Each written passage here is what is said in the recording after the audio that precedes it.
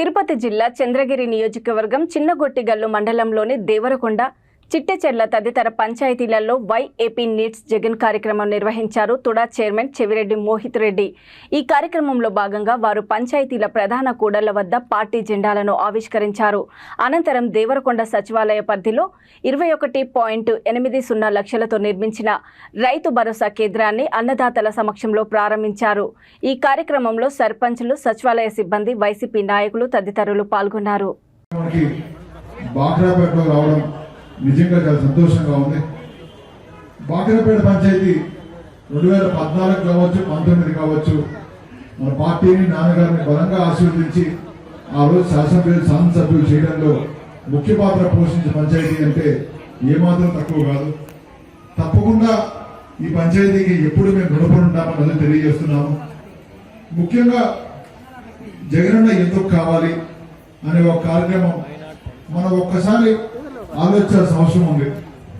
మనం ఏ పార్టీకైనా, ఏ వ్యక్తికైనా సపోర్ట్ చేయాలంటే నిజంగా వాళ్ళు మన మాట నిలబెట్టుకున్నారా, వాళ్ళు చెక్కింది చేశారా, వాళ్ళ వల్ల మనకు ఉపయోగం ఉందా, వాళ్ళకి మనం ఓటేస్తే మంచి పరిపాలన అందిస్తారా అని చెప్పి ఒక్కసారి ఆలోచించి వేయాల్సిందని అందరినీ విజ్ఞప్తి చేస్తున్నాను.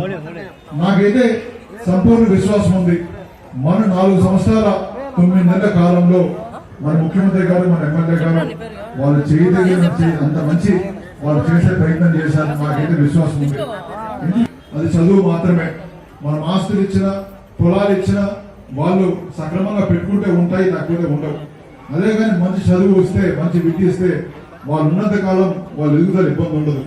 దాన్ని దృష్టిలో పెట్టుకొని మన ముఖ్యమంత్రి గారు ఈరోజు ప్రతి ఒక్కరూ చదువుకోవాలి, ఆ చదువుకి తల్లి నాడు నేడు కింద సుమారు ఒక్కొక్క స్కూల్ని 40 నుంచి 50 లక్షలు ప్రతి గవర్నమెంట్ స్కూల్ని అభివృద్ధి చేయడం జరిగింది. ఈ రోజు గర్వంగా చెప్పొచ్చు, నేను 10వ క్లాస్ చదివిన కార్పొరేట్ స్కూల్ కన్నా ప్రతి స్కూలు 2 రేట్లు బాగుందంటే నేను ఏ మాత్రం తక్కువ చెప్పడం లేదని మీ అందరికీ తెలియజేస్తున్నాను.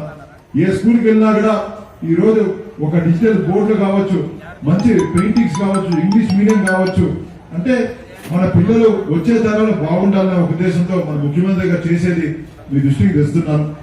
అదేవిధంగా ఈరోజు మనం మన పిల్లల్ని స్కూల్ పంపించడమే కాదు, పంపించిన తర్వాత చాలా మంది ఆర్థికంగా ఇబ్బందిగా ఉన్నారు, పంపించడానికి కూడా కొంతమంది ఇబ్బందిగా ఉన్నారనే ఒక ఆలోచనతో అమ్మలందరికీ అనుకోగా అమ్మ ఒడి అనే ఒక కార్యక్రమం తీసుకువచ్చి ప్రతి సంవత్సరం 15,000 రూపాయలు ఎటువంటి మధ్యవర్తి లేకుండా డైరెక్ట్ గా మన అకౌంట్ లోకి మన జగన్ వేస్తున్నాడు.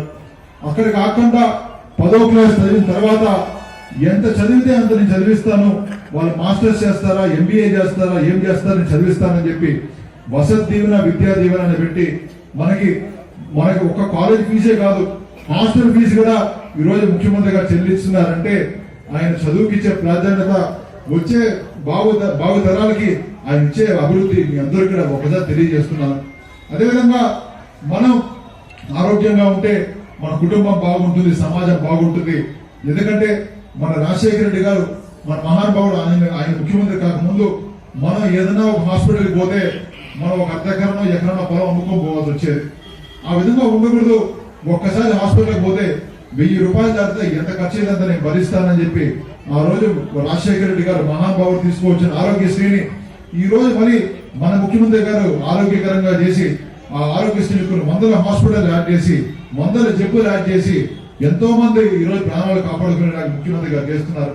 అక్కడ కాకుండా 108 వాహనము మనందరికీ తెలుసు. 108 వాహనం గత ప్రభుత్వం, గత ముఖ్యమంత్రి గారు ఉన్నప్పుడు 108 వాహనము నేను చాలా చోట్ల ఈ బాగా పోతా ఉంటే చూసేవాళ్ళు. 108 వాహనాలు తుబ్బొట్టు ఉండేవి. ఏది 108 వాహనాలు దుస్థితున్నారు అనుకునే వాళ్ళం.